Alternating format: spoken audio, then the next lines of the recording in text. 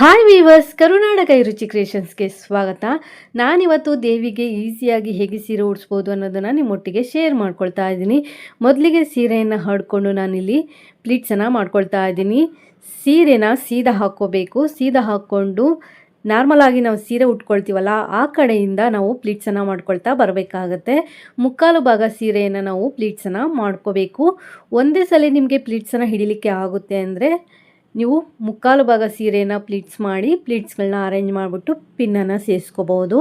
ಅಥವಾ ಸ್ವಲ್ಪ ಸ್ವಲ್ಪ ಪ್ಲೀಟ್ಸನ್ನು ಮಾಡಿಕೊಂಡು ಪ್ಲೀಟ್ಸ್ಗಳನ್ನ ಅರೇಂಜ್ ಮಾಡಿ ಪಿನ್ನು ಅಥವಾ ಕ್ಲಿಪ್ಪನ್ನು ಸೇರಿಸ್ಕೋಬೋದು. ನಾನಿಲ್ಲಿ ಮುಕ್ಕಾಲು ಭಾಗ ಸೀರೆಯನ್ನು ಒಂದೇ ಸಲ ಪ್ಲೀಟ್ಸನ್ನು ಮಾಡಿಕೊಂಡು ಬಾರ್ಡರ್ಗಳಲ್ಲಿ ಪ್ಲೀಟ್ಸ್ಗಳನ್ನ ನೀಟಾಗಿ ಅರೇಂಜ್ ಮಾಡಿಕೊಂಡು ಬಟ್ಟೆ ಪಿನ್ನನ್ನು ಸೇರಿಸ್ಕೊಳ್ತಾ ಇದ್ದೀನಿ.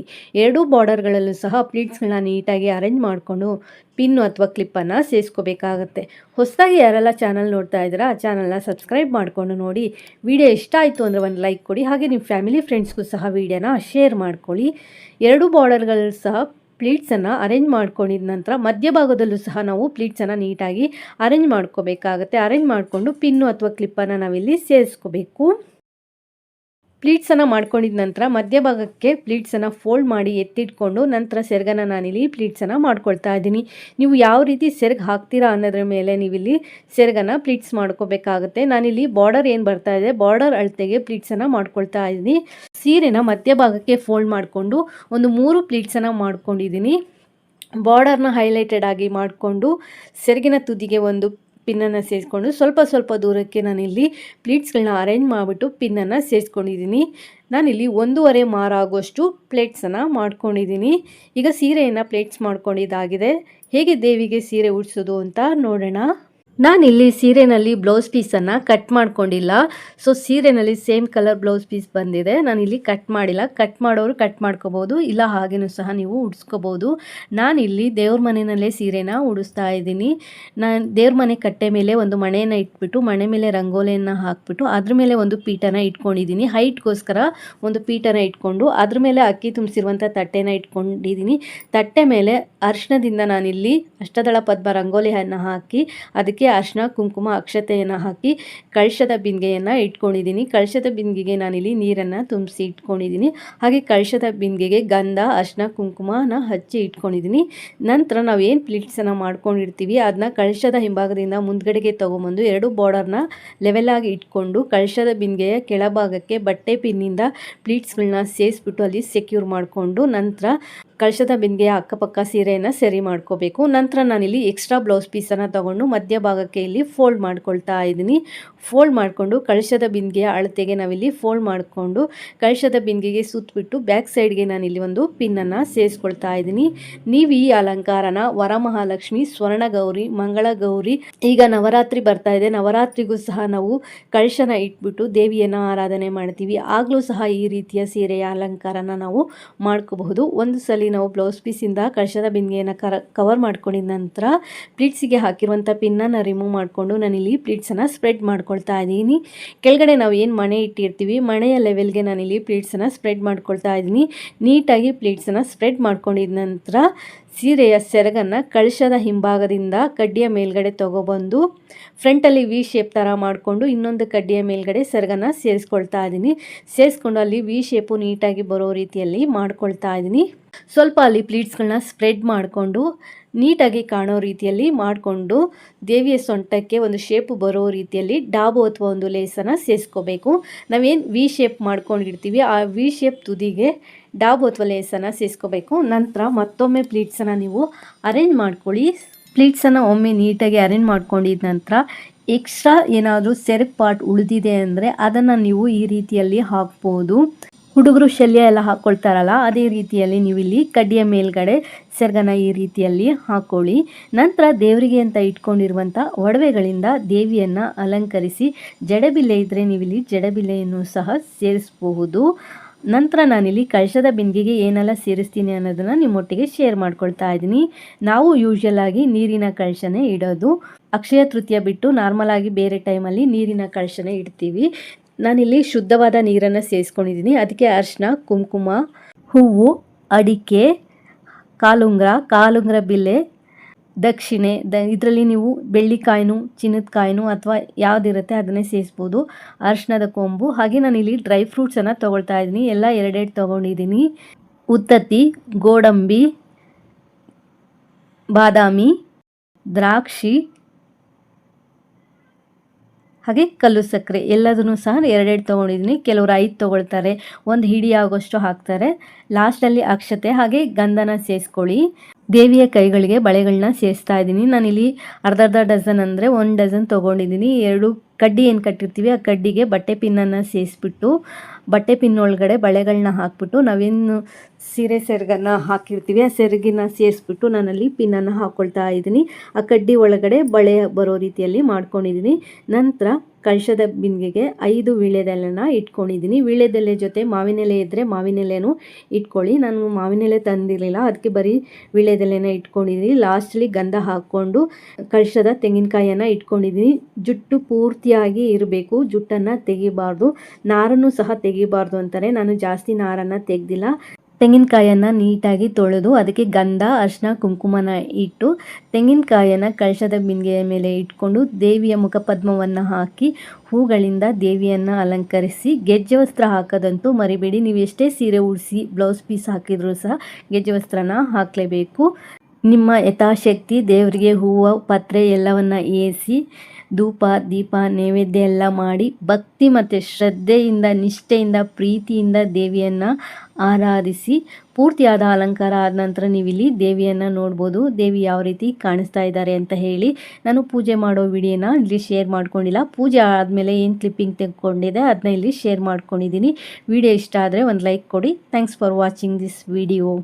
ನಾನಿವತ್ತು ಸಿಂಗಲ್ ಬಿನ್ಗೆ ಇಟ್ಕೊಂಡು ಹೊಸದಾಗಿ ಸೀರೆ ಉಡಿಸೋರು ಸಹ ಈಸಿಯಾಗಿ ಉಡಿಸುವಂಥ ಒಂದು ಮೆಥಡನ್ನು ನಿಮ್ಮೊಟ್ಟಿಗೆ ಶೇರ್ ಮಾಡ್ಕೊಳ್ತಾ ಇದ್ದೀನಿ. ಟೇಬಲ್ ಮೇಲೆ ಒಂದು ಪೀಠ ಇಟ್ಕೊಂಡು ಅದ್ರ ಮೇಲೆ ಅಕ್ಕಿ ತುಂಬಿಸಿರುವಂಥ ತಟ್ಟೆ ಇಟ್ಕೊಂಡು ತಟ್ಟೆ ಮೇಲೆ ಬಿಂದಿಗೆ ಇಟ್ಕೊಂಡು ಬಿಂದಿಗೆಗೆ ಕಡ್ಡಿಯನ್ನು ಕಟ್ಟಿ ಇಟ್ಕೊಂಡಿದ್ದೀನಿ. ಈಗ ಸೀರೆಯನ್ನು ಹೇಗೆ ಪ್ಲೀಟ್ಸ್ ಮಾಡೋದು ಅಂತ ನೋಡೋಣ. ಸೀರೆಯನ್ನು ಹರಡ್ಕೊಂಡು ನಾವು ನಾರ್ಮಲಾಗಿ ಸೀರೆ ಉಟ್ಕೊಳ್ತೀವಲ್ಲ ಆ ಕಡೆಯಿಂದ ಪ್ಲೀಟ್ಸನ್ನು ಮಾಡ್ಕೊಳ್ತಾ ಬರಬೇಕಾಗುತ್ತೆ. ನಾನು ಈ ಸೀರೆಯಲ್ಲಿ ಬ್ಲೌಸನ್ನು ಕಟ್ ಮಾಡಿಲ್ಲ, ಹಾಗೆಯೇ ಉಳಿಸ್ಕೊಂಡು ಸೀರೆನ ಪ್ಲೀಟ್ಸ್ ಮಾಡ್ಕೊಳ್ತಾ ಇದ್ದೀನಿ. ಮುಕ್ಕಾಲು ಭಾಗ ಸೀರೆಯನ್ನು ಇದೇ ರೀತಿಯಾಗಿ ನಾವು ಪ್ಲೀಟ್ಸನ್ನು ಮಾಡ್ಕೋಬೇಕಾಗುತ್ತೆ. ಒಂದು ಸಲ ಪ್ಲೀಟ್ಸನ್ನು ಮಾಡ್ಕೊಂಡಿದ ನಂತರ 2 ಬಾರ್ಡರ್ಗಳಲ್ಲೂ ಸಹ ಪ್ಲೀಟ್ಸ್ಗಳನ್ನ ನೀಟಾಗಿ ಅರೇಂಜ್ ಮಾಡಿ ಕ್ಲಿಪ್ಪು ಅಥವಾ ಬಟ್ಟೆ ಪಿನ್ನನ್ನು ಸೇರಿಸ್ಕೋಬೇಕು. ಕೆಲವು ಸೀರೆ ನಾವು ಹೇಗೆ ಪ್ಲೀಟ್ಸ್ ಮಾಡ್ತೀವೋ ಹಾಗೆ ನಿಂತ್ಕೊಳ್ಳುತ್ತೆ, ಇನ್ನು ಕೆಲವು ಸೀರೆ ನಿಂತ್ಕೊಳ್ಳಲ್ಲ. ನೋಡಿಕೊಂಡು ನೀವು ನೀಟಾಗಿ ಪ್ಲೀಟ್ಸನ್ನು ಮಾಡ್ಕೊಳ್ಳಿ. ದೊಡ್ಡ ಬಾರ್ಡರು ಸಣ್ಣ ಬಾರ್ಡರು ಇದ್ದರೆ ಈ ರೀತಿ ಅಲಂಕಾರನ ನೀವು ಮಾಡ್ಕೋಬಹುದು. 2 ಬಾರ್ಡರ್ಗಳಲ್ಲೂ ಸಹ ಪ್ಲೀಟ್ಸ್ಗಳನ್ನ ಅರೇಂಜ್ ಮಾಡಿಬಿಟ್ಟು ನಂತರ ಮಧ್ಯಭಾಗದಲ್ಲೂ ಸಹ ಪ್ಲೀಟ್ಸ್ಗಳನ್ನ ಅರೇಂಜ್ ಮಾಡಿಕೊಂಡು ಕ್ಲಿಪ್ಪು ಅಥವಾ ಬಟ್ಟೆ ಪಿನ್ನನ್ನು ಸೇರಿಸ್ಕೊಳ್ಳಿ. ನಾನಿವಾಗ ಸೀರೆಯನ್ನು ಪ್ಲೀಟ್ಸ್ ಮಾಡ್ಕೊಂಡಿದ್ದಾಗಿದೆ. ಸೆರಗನ್ನು ಹೇಗೆ ಪ್ಲೀಟ್ಸ್ ಮಾಡೋದು ಅಂತ ನೋಡೋಣ. ಹೊಸದಾಗಿ ಯಾರೆಲ್ಲ ಚಾನಲ್ ನೋಡ್ತಾ ಇದ್ದೀರಾ ಚಾನಲ್ನ ಸಬ್ಸ್ಕ್ರೈಬ್ ಮಾಡಿಕೊಂಡು ನೋಡಿ. ವಿಡಿಯೋ ಇಷ್ಟ ಆಯಿತು ಅಂದರೆ ಒಂದು ಲೈಕ್ ಕೊಡಿ. ಸೆರಗನ್ನು ನಾನಿಲ್ಲಿ ಮಧ್ಯಭಾಗಕ್ಕೆ ಫೋಲ್ಡ್ ಮಾಡಿಕೊಂಡು ಪ್ಲೀಟ್ಸನ್ನು ಮಾಡ್ಕೊಳ್ತಾ ಇದ್ದೀನಿ. ಒಂದು 3 ಪ್ಲೀಟ್ಸನ್ನು ಮಾಡ್ಕೊಂಡಿದ್ದೀನಿ. ಸೀರೆಯಲ್ಲಿ ಏನು ಬಾರ್ಡರ್ ಬರ್ತಾ ಇದೆ ಬಾರ್ಡರ್ ಸೈಜ್ಗೆ ನಾನಿಲ್ಲಿ ಪ್ಲೀಟ್ಸನ್ನು ಮಾಡ್ಕೊಂಡಿದ್ದೀನಿ. ಕೆಲವು ಸೀರೆಯಲ್ಲಿ ಬ್ಲೌಸ್ ಪೀಸು ಸ್ಟಾರ್ಟಿಂಗೇ ಬರುತ್ತೆ, ಇನ್ನು ಕೆಲವು ಸೀರೆಯಲ್ಲಿ ಸೆರಗಾದ್ಮೇಲೆ ಬರುತ್ತೆ. ನಾನು ತೊಗೊಂಡಿರೋವಂಥ ಸೀರೆಯಲ್ಲಿ ಸೆರಗಾದ್ಮೇಲೆ ಬಂದಿದೆ. ಈ ರೀತಿ ಸೆರಗಾದ್ಮೇಲೆ ಬ್ಲೌಸ್ ಬಂದಿರೋವಂಥ ಸೀರೆಯಲ್ಲಿ ನೀವು ಈ ರೀತಿ ಅಲಂಕಾರನ ಮಾಡ್ಕೋಬಹುದು. ಸೆರಗು ಮತ್ತು ಬ್ಲೌಸ್ ಪೀಸ್ ಏನಿದೆ ಅಷ್ಟನ್ನು ಸೇರಿಸಿ ನಾನಿಲ್ಲಿ ಪ್ಲೀಟ್ಸನ್ನು ಮಾಡ್ಕೊಂಡಿದ್ದೀನಿ. ಈಗ ಸೀರೆಯನ್ನು ಪ್ಲೀಟ್ಸ್ ಮಾಡ್ಕೊಂಡಿದ್ದಾಗಿದೆ. ದೇವಿಗೆ ಹೇಗೆ ಸೀರೆ ಉಡಿಸೋದು ಅಂತ ನೋಡೋಣ. ನಾನು ಇದರಲ್ಲಿ ಬ್ಲೌಸ್ ಪೀಸನ್ನು ಕಟ್ ಮಾಡ್ಕೊಂಡಿಲ್ಲ, ಎಕ್ಸ್ಟ್ರಾ ಬ್ಲೌಸ್ ಪೀಸನ್ನು ತೊಗೊಂಡಿದ್ದೀನಿ. ಬಿಂದಿಗೆಯ ಸೈಜ್ ಏನು ಬರುತ್ತೆ ಆ ಸೈಜ್ಗೆ ನಾವಿಲ್ಲಿ ಬ್ಲೌಸ್ ಪೀಸನ್ನು ಫೋಲ್ಡ್ ಮಾಡಿ ಒಂದು ದಾರದಿಂದ ಕಟ್ಕೊಂಡು ಕಳಶದ ಬಿಂದಿಗೆಯ ಕಂಠ ಭಾಗಕ್ಕೆ ಕಟ್ಕೋಬೇಕಾಗತ್ತೆ. ನೀವು ಬ್ಲೌಸ್ ಪೀಸನ್ನು ಕಳಶದ ಬಿಂದಿಗೆಗೆ ಸುತ್ತಬಿಟ್ಟು ಬಟ್ಟೆ ಪಿನ್ನಿಂದ ಆದರೂ ಸೆಕ್ಯೂರ್ ಮಾಡ್ಕೋಬೋದು. ಈಗ ಸೀರೆಯನ್ನು ಹೇಗೆ ಉಡಿಸೋದು ಅಂತ ನೋಡೋಣ. ಸೆರಗನ್ನು ಕಳಶದ ಹಿಂಭಾಗ ಇಟ್ಕೋಬೇಕು. ನಂತರ ನಾವೇನು ಪ್ಲೀಟ್ಸನ್ನು ಮಾಡ್ಕೊಂಡಿರ್ತೀವಿ ಕಳಶದ ಹಿಂಭಾಗದಿಂದ ಮುಂದ್ಗಡೆಗೆ ತೊಗೊಬರ್ಬೇಕಾಗತ್ತೆ. ನಾನಿಲ್ಲಿ ಚಿಕ್ಕದಾಗಿರುವಂಥ ಕಳಶದ ಬಿಂದಿಗೆಯನ್ನು ಇಟ್ಕೊಂಡಿದ್ದೀನಿ. ದೊಡ್ಡದಾಗಿರುವಂಥ ಕಳಶದ ಬಿಂದಿಗೆ ಏನಾದರೂ ನೀವು ಇಟ್ಕೊಂಡಿದ್ರೆ ಮುಂದ್ಗಡೆಯಿಂದನೇ 2 ಸ್ಟೆಪ್ ಬರೋ ರೀತಿಯಲ್ಲಿ ಮಾಡಿಕೊಂಡು ಕಳಶದ ಬಿಂದಿಗೆಗೆ ಕಟ್ಕೋಬೇಕಾಗತ್ತೆ. ನಾನು ಈ ರೀತಿ ಸಣ್ಣ ಬಿಂದಿಗೆ ಇಟ್ಕೊಂಡಿರೋದ್ರಿಂದ ಕಳಶದ ಹಿಂಭಾಗದಿಂದ ತೊಗೊಬಂದು ಒಂದು ಬಾರ್ಡರ್ನ ಮೇಲ್ಗಡೆ ಬಿಟ್ಕೊಂಡಿದ್ದೀನಿ, ಇನ್ನೊಂದು ಬಾರ್ಡರ್ನ ಕೆಳಗಡೆ ಬಿಟ್ಕೊಂಡು ಒಂದು ಬಾರ್ಡರ್ಗೂ ಇನ್ನೊಂದು ಬಾರ್ಡರ್ಗೂ 3 ಇಂದ 4 ಬೆರಳಾಗಲ ಆಗೋಷ್ಟು ಜಾಗ ಬಿಟ್ಕೊಂಡು ಕಳಶದ ಬಿಂದಿಗೆಯ ತಳಭಾಗಕ್ಕೆ 2 ಸೈಡಿನ ಪ್ಲೀಟ್ಸನ್ನು ಹಿಡ್ಬಿಟ್ಟು ಬಟ್ಟೆ ಪಿನ್ನಿಂದ ನಾನಲ್ಲಿ ಸೆಕ್ಯೂರ್ ಮಾಡ್ಕೊಂಡಿದ್ದೀನಿ. ನಂತರ ಪ್ಲೀಟ್ಸ್ಗಳನ್ನ ನಾನಿಲ್ಲಿ ಸ್ಪ್ರೆಡ್ ಮಾಡ್ಕೊಳ್ತಾ ಇದ್ದೀನಿ. ಕೆಳಗಡೆ ಇರುವಂಥ ಉದ್ದಗಿರುವಂಥ ಪ್ಲೀಟ್ಸನ್ನು ನಾವಿಲ್ಲಿ ಸ್ಪ್ರೆಡ್ ಮಾಡ್ಕೋಬೇಕು. ನಾವೇನು ಪೀಠ ಇಟ್ಟಿರ್ತೀವಿ ಪೀಠದ ಸುತ್ತ ನಾವಿಲ್ಲಿ ಸ್ಪ್ರೆಡ್ ಮಾಡ್ಕೋಬೇಕಾಗತ್ತೆ. ನೀವು ಅಗಲವಾಗಿರುವಂಥ ಪೀಠ ಇಟ್ಕೊಂಡ್ರೆ ಪ್ಲೀಟ್ಸ್ ಅನ್ನೋದು ಅಗಲವಾಗಿ ಸ್ಪ್ರೆಡ್ ಆಗುತ್ತೆ. ಸಣ್ಣದಾಗಿರುವಂಥ ಪೀಠ ಇಟ್ಕೊಂಡ್ರೆ ಅದರ ಸೈಜ್ಗೆ ಇಲ್ಲಿ ಪ್ಲೀಟ್ಸ್ ಅನ್ನೋದು ಸ್ಪ್ರೆಡ್ ಆಗುತ್ತೆ. ಕೆಳಗಡೆ ನೀಟಾಗಿ ನೀವು ಇಲ್ಲಿ ಪ್ಲೀಟ್ಸ್ಗಳನ್ನ ಸ್ಪ್ರೆಡ್ ಮಾಡ್ಕೊಳ್ಳಿ. ಹೊಸದಾಗಿ ಯಾರೆಲ್ಲ ಚಾನಲ್ ನೋಡ್ತಾ ಇದ್ದೀರಾ ಚಾನಲ್ನ ಸಬ್ಸ್ಕ್ರೈಬ್ ಮಾಡಿಕೊಂಡು ನೋಡಿ. ವಿಡಿಯೋ ಇಷ್ಟ ಆಯಿತು ಅಂದರೆ ಒಂದು ಲೈಕ್ ಕೊಡಿ. ಹಾಗೆ ನಿಮ್ಮ ಫ್ಯಾಮಿಲಿ ಫ್ರೆಂಡ್ಸ್ಗೂ ಸಹ ವಿಡಿಯೋನ ಶೇರ್ ಮಾಡ್ಕೊಳ್ಳಿ. ನೀವಲ್ಲಿ ಪ್ಲೀಟ್ಸನ್ನು ನೀಟಾಗಿ ಸ್ಪ್ರೆಡ್ ಮಾಡ್ಕೋಬೇಕಾಗತ್ತೆ. ಪೀಠದ ಸುತ್ತ ಪ್ಲೀಟ್ಸ್ ಅನ್ನೋದು ನೀಟಾಗಿ ಬರಬೇಕು. ಆ ರೀತಿಯಲ್ಲಿ ನೀಟಾಗಿ ನೀವು ಸ್ಪ್ರೆಡ್ ಮಾಡ್ಕೊಳ್ಳಿ. ಒಂದು ಸಲ ಮೇಲ್ಗಡೆ ಇರುವಂಥ ಪ್ಲೀಟ್ಸನ್ನು ಸ್ಪ್ರೆಡ್ ಮಾಡ್ಕೊಂಡಿದ ನಂತರ ಕೆಳಗಡೆ ಇರುವಂಥ ಪ್ಲೀಟ್ಸ್ಗೆ ಹಾಕಿರುವಂಥ ಕ್ಲಿಪ್ಪನ್ನು ರಿಮೂವ್ ಮಾಡಿಕೊಂಡು ಪ್ಲೀಟ್ಸ್ಗಳನ್ನ ನಾವಿಲ್ಲಿ ಸ್ಪ್ರೆಡ್ ಮಾಡ್ಕೋಬೇಕಾಗತ್ತೆ. ನೀಟಾಗಿ ಒಂದೊಂದೇ ಪ್ಲೀಟ್ಸ್ಗಳನ್ನ ಹಿಡಿದ್ಬಿಟ್ಟು ಅಲ್ಲಿ ಸ್ಟೆಪ್ ಬೈ ಸ್ಟೆಪ್ಪು ಬರೋ ರೀತಿಯಲ್ಲಿ ನೀಟಾಗಿ ನಾವಲ್ಲಿ ಸ್ಪ್ರೆಡ್ ಮಾಡ್ಕೋಬೇಕು. ಒಂದು ಆಪೋಸಿಟ್ ಡೈರೆಕ್ಷನ್ಗೆ ನೀವು ಇಲ್ಲಿ ಪ್ಲೀಟ್ಸ್ಗಳನ್ನ ಸ್ಪ್ರೆಡ್ ಮಾಡ್ಕೊಳ್ಳಿ. ಅರ್ಧ ಭಾಗ ಒಂದು ಸೈಡ್ಗೆ ಇನ್ನೊಂದು ಭಾಗನ ಇನ್ನೊಂದು ಸೈಡ್ಗೆ ಆಗೋ ರೀತಿಯಲ್ಲಿ ನೀಟಾಗಿ ಸ್ಪ್ರೆಡ್ ಮಾಡ್ಕೊಳ್ಳಿ. ಮಧ್ಯದಲ್ಲಿರುವಂಥ ಪ್ಲೀಟ್ಸು ಎರಡೂ ಸೈಡ್ಗೂ ಈಕ್ವಲ್ ಆಗೋ ರೀತಿಯಲ್ಲಿ ನೀವು ನೀಟಾಗಿ ಅಲ್ಲಿ ಪ್ಲೀಟ್ಸ್ಗಳನ್ನ ಸ್ಪ್ರೆಡ್ ಮಾಡ್ಕೋಬೇಕಾಗುತ್ತೆ. ಪ್ಲೀಟ್ಸ್ ಏನಾದರೂ ನಿಲ್ತಾ ಇಲ್ಲ ಅಂದರೆ ಗುಂಪಿನಿಂದ ನೀವಲ್ಲಿ ಸೆಕ್ಯೂರ್ ಮಾಡಿಕೊಂಡು ಪ್ಲೀಟ್ಸನ್ನು ನೀವಲ್ಲಿ ಅರೇಂಜ್ ಮಾಡ್ಕೋಬೋದು. ಕೆಲವು ಸೀರೆನಲ್ಲಿ ನೀಟಾಗಿ ಕುತ್ಕೊಳ್ಳುತ್ತೆ. ಈ ಸೀರೆನಲ್ಲಿ ಕುತ್ಕೊಳ್ತಾ ಇತ್ತು, ಅದೇ ರೀತಿಯಲ್ಲಿ ನಾನಿಲ್ಲಿ ಅರೇಂಜ್ ಮಾಡ್ಕೊಂಡಿದ್ದೀನಿ. ಒಂದ್ಸಲಿ ಪ್ಲೀಟ್ಸನ್ನು ನಾವಿಲ್ಲಿ ನೀಟಾಗಿ ಅರೇಂಜ್ ಮಾಡ್ಕೊಂಡ ನಂತರ ಸೆರಗನ್ನು ಸೇರಿಸ್ಕೋಬೇಕಾಗತ್ತೆ. ಸೆರಗನ್ನು ಕಳಶದ ಹಿಂಭಾಗದಿಂದ ತಗೊಬಂದು ಮುಂದ್ಗಡೆ ವಿ ಶೇಪನ್ನು ಮಾಡಿಕೊಂಡು ಇನ್ನೊಂದು ಕಡ್ಡಿಯ ಮೇಲ್ಗಡೆ ಹಾಕಿ ಎಕ್ಸ್ಟ್ರಾ ಇರುವಂಥ ಸೆರಗನ್ನು ಕಳಶದ ಹಿಂಭಾಗಕ್ಕೆ ನಾವಲ್ಲಿ ಸೇರಿಸ್ಕೋಬೇಕಾಗತ್ತೆ. ಮುಂದ್ಗಡೆ ವಿ ಶೇಪ್ ಅನ್ನೋದು ನೀಟಾಗಿ ಬರಬೇಕು. ನಾವೇನು ಪ್ಲೀಟ್ಸ್ ಮಾಡ್ಕೊಂಡಿರ್ತೀವಿ ಮೇಲ್ಗಡೆ ಇರುವಂಥ ಪ್ಲೀಟ್ಸು ಅದ್ರ ಲೆವೆಲ್ಗೆ ವಿ ಶೇಪ್ ಬರೋ ರೀತಿಯಲ್ಲಿ ನೀಟಾಗಿ ಮಾಡ್ಕೊಳ್ಳಿ. ಕಳಶದ ಬಿಂದಿಗೆಯ ಹತ್ರ ಪ್ಲೀಟ್ಸ್ಗಳನ್ನ ನೀವಲ್ಲಿ ಸ್ಪ್ರೆಡ್ ಮಾಡ್ಕೋಬೋದು. ಸ್ಪ್ರೆಡ್ ಮಾಡಿಕೊಂಡು ಎರಡೂ ಸೈಡಿನ ಒಂದೊಂದು ಪ್ಲೀಟ್ಸನ್ನ ಹಿಡಿದು ನೀವಲ್ಲಿ ಗುಂಪಿನನ್ನು ಸೇರಿಸ್ಬೋದು ಅಥವಾ ಹಾಗೆ ಆದರೂ ಬಿಟ್ಕೋಬಹುದು. ನಾವು ಮೊದಲೇ ಬ್ಲೌಸ್ ಪೀಸಿಂದ ಕವರ್ ಮಾಡ್ಕೊಂಡಿರೋದ್ರಿಂದ ನಾವು ಅಲ್ಲಿ ಪಿನ್ ಹಾಕಿಲ್ಲ ಅಂದರೂ ನಡೆಯುತ್ತೆ. ಅಲ್ಲಿ ವಿ ಶೇಪ್ ಅನ್ನೋದು ನೀಟಾಗಿ ಬರೋ ರೀತಿಯಲ್ಲಿ ಮಾಡಿಕೊಂಡು ವಿ ಶೇಪ್ ತುದಿಗೆ ನಾವಲ್ಲಿ ದಾರದಿಂದ ಕಟ್ಕೋಬೇಕಾಗತ್ತೆ. ಅಂದರೆ ಬಿಂದಿಗೆಯ ಮಧ್ಯಭಾಗಕ್ಕೆ ಕಟ್ಕೋಬೇಕು. ನಾವು ಕಳಶದ ಬಿಂದಿಗೆ ಏನು ಇಟ್ಕೊಂಡಿರ್ತೀವಿ ಅದ್ರ ಮಧ್ಯಭಾಗಕ್ಕೆ ವಿ ಶೇಪ್ ತುದಿ ಏನು ಬರುತ್ತೆ ಆ ತುದಿಗೆ ದಾರದಿಂದ ಕಟ್ಕೊಂಡು ಅಲ್ಲಿ ಒಂದು ಶೇಪನ್ನು ಕೊಟ್ಕೊಳ್ಳಿ. ನಂತರ ಫ್ರಂಟಲ್ಲಿ ಒಂದು ಸ್ವಲ್ಪ ಅದು ನೀಟಾಗಿ ಬರೋ ರೀತಿಯಲ್ಲಿ ನೀವು ಅಲ್ಲಿ ಮಾಡ್ಕೋಬೇಕಾಗತ್ತೆ.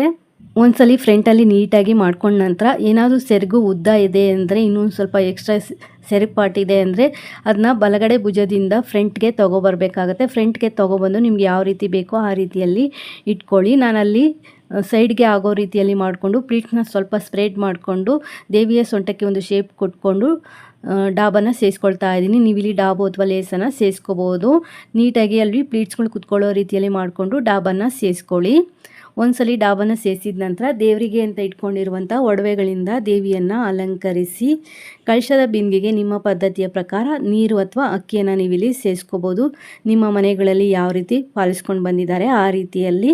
ಹಾಗೆ ಜಡೆಬಿಲ್ಲೆ ಇದ್ದರೆ ಜಡೆಬಿಲ್ಲೆಯನ್ನು ಸಹ ನೀವಿಲ್ಲಿ ಸೇರಿಸ್ಕೋಬಹುದು. ಮಾವಿನೆಲೆ ವೀಳ್ಯದೆಲೆ ಇಟ್ಟು ತೆಂಗಿನಕಾಯಿ ಇಟ್ಟು ದೇವಿಗೆ ಮುಖಪದ್ಮವನ್ನು ಹಾಕಿ ಹೂಗಳಿಂದ ದೇವಿಯನ್ನು ಅಲಂಕರಿಸಿ ಭಕ್ತಿ ಶ್ರದ್ಧೆಯಿಂದ ದೇವಿಯನ್ನು ಆರಾಧಿಸಿ ಪೂರ್ತಿಯಾದ ಅಲಂಕಾರ ಆದ ನಂತರ ನೀವಿಲ್ಲಿ ದೇವಿಯನ್ನು ನೋಡ್ಬೋದು ಎಷ್ಟು ಚೆನ್ನಾಗಿ ಕಾಣಿಸ್ತಾ ಇದ್ದಾರೆ ಅಂತ ಹೇಳಿ.